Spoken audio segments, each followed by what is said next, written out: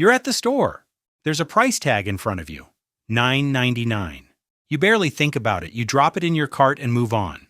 But there's a single penny on that tag, the difference between $9.99 and $10, that has been hijacking your brain for almost 150 years. You're not the first person to fall for it, or the millionth. Every shopper who's lived since 1875 has lost the same fight against the same trick. The coffee you bought this morning? Probably ended in a 9. The last thing you bought online? I don't even need to ask. It ended in a 9. Today we figure out why. You probably think you're not really fooled by 99-cent prices. You can do basic math. You know $9.99 is essentially $10. So why does it work on you anyway?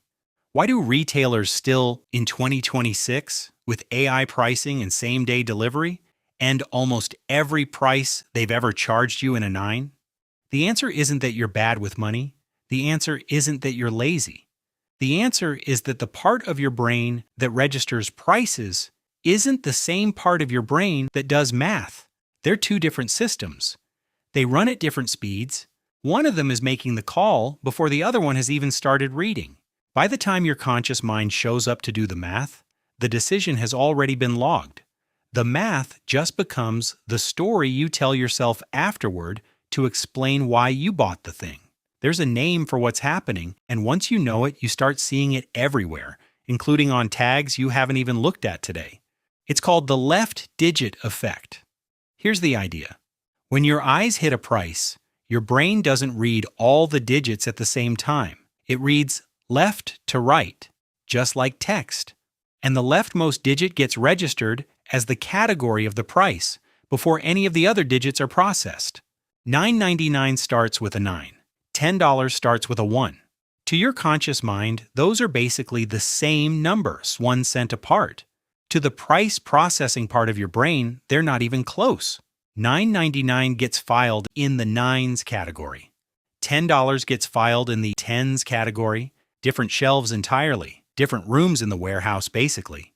Researchers Manoj and Vicki Morwitz proved this in a 2005 study at Cornell.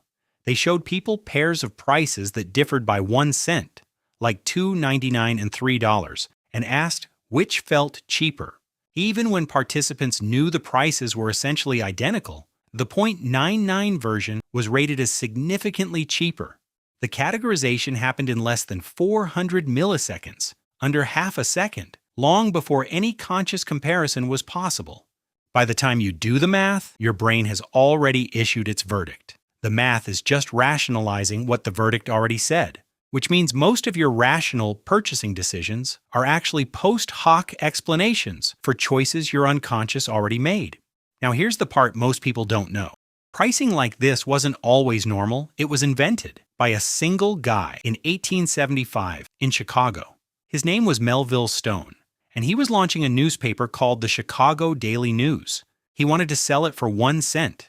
The problem was that customers paid with nickels or dimes, which meant his cashiers had to make change, which meant they could pocket the round dollar amounts and claim they'd given change. Stone didn't trust his cashiers, so he came up with a defense. He set every price at 1 cent below a round number, 99 cents instead of $1, $4.99 instead of $5. The idea was that customers would always need change, which forced cashiers to open the till, which created a paper trail every time. It was an anti-theft system. It had nothing to do with marketing. But within a year, Stone noticed something strange. Sales were going up. Other Chicago retailers saw his numbers and started copying the pricing. Then it spread to New York, then across the Atlantic. By the 1920s, almost every major retailer in the Western world had adopted it. None of them knew yet what was happening psychologically. The first rigorous academic studies didn't happen until the 1990s. For more than a century, retailers were exploiting a quirk of human cognition without anyone, including the retailers, actually understanding what they were exploiting. They just knew it worked. And it has worked ever since. A trick invented to catch dishonest cashiers became the most successful marketing exploit in commercial history, entirely by accident. Here's how strange this gets.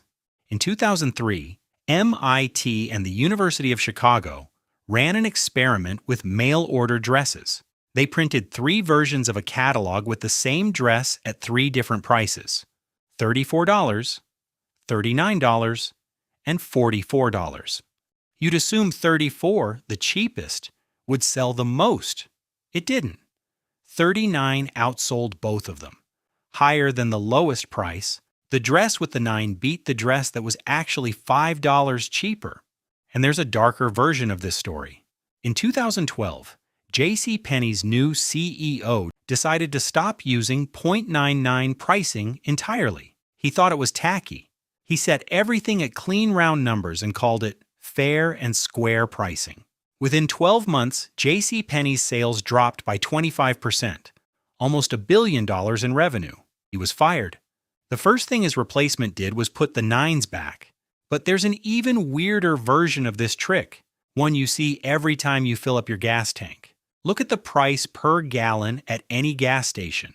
It's almost never a round number. It's something like $3.49 and 9/10, 3.499. That third decimal, the 9/10 of a cent, has been there since the 1930s. It's so small it's literally meaningless to your wallet. A gallon at $3.49 and 9/10 versus $3.50 saves you 1/10 of a penny. But that single fractional cent activates the left digit effect in your brain every fill-up. Multiplied across every gas station in America, it shifts billions of dollars in pump versus pump competition. The trick that started with newspapers in Chicago is now baked into the petroleum industry. But there's another layer underneath all of this. The people setting these prices know exactly what they're doing. Not all 9 endings are the same. 99 cents means maximum discount, the most aggressive sales signal possible. 95 cents means a softer, quality-flavored discount used on slightly more expensive items. 97 cents means close out, the item's about to be removed entirely. Every retailer uses these endings as a code, and the code goes deeper. Premium brands use the opposite trick. They end their prices in round numbers. A round number signals, I'm so confident in the value of what I'm selling that I'm not going to insult you with a fake discount tag, which means the entire pricing landscape you walk through every day is a language. Each tag is telling you, without saying a word, exactly how the seller wants you to feel about the item: discount, quality, closeout, or premium. And here's the cruel twist. Knowing all of this doesn't help you. You can read every study on the left digit effect, know the complete 1875 Melville Stone story, mentally tell yourself, I'm not going to fall for this, and you'll still fall for it. Because the part of your brain that does this categorization isn't the part of your brain that thinks. It's automatic, unconscious, faster than awareness. It's like trying to consciously override an optical illusion. You can know the lines are the same length, but they still don't look the same. The only thing that actually works isn't willpower or knowledge. It's tricking your eyes. A 2010 study by marketing researcher Wim Janaszewski found that people who train themselves to read prices right to left, starting with the cents, end up paying significantly more attention to the digits after the decimal. The simpler version, just round up. Mentally treat $9.99 as 10. Treat $39.99 as 40. The rounding takes 1 extra second, but it pulls the price out of the 9s and back into the 10s. So if you ever want to push back against 150 years of brain hijacking, read the cents first and round up. But here's the part that should worry you. The left digit effect is just the most obvious pricing trick. There's a sneakier one where the seller adds a price you'd never even buy, and that price changes what you spend. The number isn't even a real option. You'd never pick it. And yet, it changes everything. There's a famous experiment with The Economist's subscription form. 3 options. One of them was pure decoy, designed never to be chosen. And just by including it, the seller doubled their revenue. You've been hit by this trick at least once today. You probably didn't notice. And that's a video for another day. Stick around.